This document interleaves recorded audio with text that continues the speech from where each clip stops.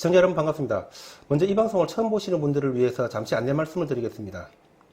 조국 임명의 부당성에 대해서 한 사람의 국민들에게라도 더 알리기 위해서 차량에다가 이렇게 떼고 붙일 수 있는 광고판을 만들어서 서울, 부산, 대구 등 주요 도시 시위에 나섰습니다. 저번 주에는 부산 시위를 했었고요. 어제 28일 토요일에는 서울 시위에 나섰습니다. 어제 아침 8시 20분에 집에서 나서가지고 대략 6시간 정도 걸려서 서울에 도착했습니다. 서울에 차도 많고 사람도 많으니까 도시를 계속 돌아다녔습니다. 그러다가 세종대왕님 상 앞에서 사진을 한 장 찍고 싶어서 신호 대기할 때 잠시 내려서 사진을 찍었는데 신호가 파란불로 바뀌었네요. 6시간 걸려서 서울에 도착을 했고 왕복으로는 11시간 정도 걸렸기 때문에 한 사람의 국민들에게라도 더 알리고 싶은 마음에 밤늦게까지 서울 거리를 돌아다녔습니다. 그러다가 9시 20분경에 광화문 광장으로 다시 와봤는데 서울 페스티벌이라는 행사가 그 시간까지 계속되고 있었습니다. 그러다가 홍대 밤거리가 불야성이라는 말을 들어서 알고 있었기 때문에 홍대 밤거리 쪽으로 넘어가 봤습니다. 이거는 밤 10시경에 홍대 밤거리 사진인데요. 정말 사람들이 많았습니다. 10시 조금 넘는 시간까지 홍대 앞에서 돌아다니다가 시위를 마치고 집으로 귀가를 했습니다. 집에 들어오니까 한 새벽 3시경 정도가 됐는데요. 너무 피곤해서 들어오다가 집 앞에 슈퍼에서 맥주 한 캔을 사가지고 혼자서 한 캔을 마시고 잤습니다. 서울하고 부산을 다니다 보니까 어차피 오전에는 시내 거리에 사람들이 많지 않았기 때문에 이 방송을 긴급히 오전에 하나 만들어 올리고 방송이 완료되는 대로 대구로 출발을 하려고 합니다. 대구는 저희 집에서 한 2시간 정도 거리밖에 되지 않기 때문에 급히 만들어 올리고 출발을 하도록 하겠습니다. 그런데 제가 어제 서울 시내를 돌아다니면서 몇 가지를 느낀 것이 있습니다. 먼저 광화문 주변의 태극기 집회 참여자들을 봤을 때 저 태극기 집회 참여자들을 보면서 누가 과연 저 평온한 시민들을 이렇게 분노케 해서 거리를 뛰쳐나오게 해서 이 국력을 낭비를 하는가. 그러한 점들을 생각을 해본다면은 저들은 정말 대한민국의 역사 앞에 처죽일 죄인들이라는 그런 생각이 듭니다. 어제 태극기 집회를 보면서 다른 한 가지 생각은 저 순수한 시민들의 에너지를 왜 저렇게 낭비하는가 하는 그런 생각이 좀 들었습니다. 한 마리의 사자가 이끄는 99마리의 양떼가 한 마리의 양이 이끄는 99마리의 사자떼를 이긴다고 하지 않습니까? 그만큼 리더가 중요하다는 그런 말이 되겠지요. 리더가 승패를 가른다고 봐야 될 것입니다. 그런데 어제 보니까 광화문 광장을 다 막고 한 개 차로만 통행을 시켜서 차량이 북새통을 이루고 있던데 저렇게 시민들에게 매주 불편을 준다면은 시민들이 저 시위에 대해서 어떻게 생각을 하겠습니까? 시민들이 호응을 하겠습니까? 아마 제가 생각할 때는 중도 이하 많은 국민들은 저 시위에 대해서 등을 돌릴 것이라고 생각을 합니다. 그리고 문재인 이하 문재인 집단들도 눈이나 하나 깜짝하겠습니까? 집회가 저렇게 임팩트를 못 주고 루틴하게 진행돼서는 안 된다고 생각을 합니다. 따라서 이 집회에 대해서 저는 좀 방향을 전환해야 될 필요성이 있지 않나 그렇게 생각을 합니다. 루틴하게 집회를 진행할 것이 아니라 실질적으로 저들에게 타격을 줄 수 있는 그러한 어떤 이슈를 타격할 수 있는 그러한 방안이 좀 연구가 되어야 된다고 생각을 합니다. 즉, 좀 전략가가 필요하다는 그런 말씀입니다. 어제 광화문 광장에서 보니까 조국 물러가라는 이런 시위를 하고 있는 것 같은데요. 저는 그렇게 해서는 안 된다고 봅니다. 뭐에게는 뭐가 약이라는 말이 있지 않습니까? 저렇게 파렴치하고 모렴치한 저들에게는 그에 걸맞는 실력 행사를 해야 된다고 생각을 합니다.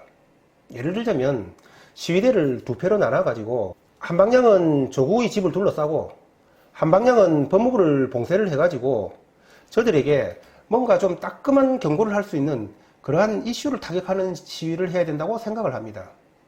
물론 저같이 아무런 힘이 없는 혼자 외톨이인 이런 경우에는 어쩔 수 없이 조국의 부당함을 알리기 위해서 차량 시위에 나선 거지만은 저렇게 많은 인원들을 동원할 수 있다면은 그것을 좀 효율적으로 활용을 해야 된다는 그런 뜻이 되겠습니다. 자, 그리고 서울 시내를 계속 돌았는데 저는 서울 시내를 돌면서 서울 시내가 하나의 거대한 세트장 같다는 그런 생각을 했습니다. 여러분 혹시 트루먼 쇼라는 영화를 보셨습니까? 그 영화를 보게 되면은 주인공 짐 캐리가 사는 곳 전체가 하나의 말하자면은 거대한 세트장이었던 것이죠. 제가 왜 이런 말씀을 드리냐면은 어제 관악구 쪽으로 넘어가는데 육교에 이런 화려한 조명 광고가 나붙었습니다. 이게 어떻게 좀 잘 보이실지 모르겠지만은 육교 위에 붙어 있는 조명 광고에는 더불어 어떤 관악구라는 이런 조명 광고가 나붙었습니다. 여러분, 이 조명 광고가 무엇을 연상을 한다고 보십니까? 그렇습니다. 당연히 더불당이 좀 생각나지 않습니까? 그런데 선거관리법에 보게 되면은 비록 자기 돈으로 광고를 한다고 하더라도 그것은 지정된 기간 내에서만 가능하도록 되어 있습니다. 그런데 선거 기간도 아닌데 하물며 구청이 국민들의 세금을 내서 이게 뭐 하는 짓입니까? 구청이 더불당의 똘만입니까? 여러분, 저 문구를 한번 잘 보십시오. 더불어 어떤 관악구. 저게 뭡니까? 더불어 어뜸. 한마디로 더불어 터진당이 어뜸이라는 얘기죠. 이것은 제가 볼 때는 명백한 선거법 위반입니다. 그리고 다른 쪽을 가는데 버스에 이런 기가 찬 광고가 나붙었습니다. 제가 버스가 진행하고 있었기 때문에 운행 중에 바로 촬영을 했는데요. 문구가 이렇게 붙어 있었습니다. 엄빠, 이제 수업료랑 급식비 안 주셔도 돼요. 저기서 엄빠라는 것은 아마 엄마 아빠를 뜻하는 것 같습니다. 저런 것들도 국민 세금을 사용해가지고 문재인 정부를 홍보하고 국민들을 선동하는 것이죠. 배급으로 국민들을 선동하고 국민들의 목을 올가매자는 그런 얘기죠. 이번 명절 때 제가 성묘를 간다고 고속도로를 가보니까 통행료가 면제됐습니다. 문재인 정부가 하는 짓이라는 것은 대한민국의 미래보다는 어떻든지 대한민국의 불을 털어내서 국민들을 선동하는데 그런 데 사용하고 있는 것이죠. 세금을 동원해서 천문학적인 금액을 북한에 퍼주고 국민들에게는 선심행정을 하자는 그런 얘기지요.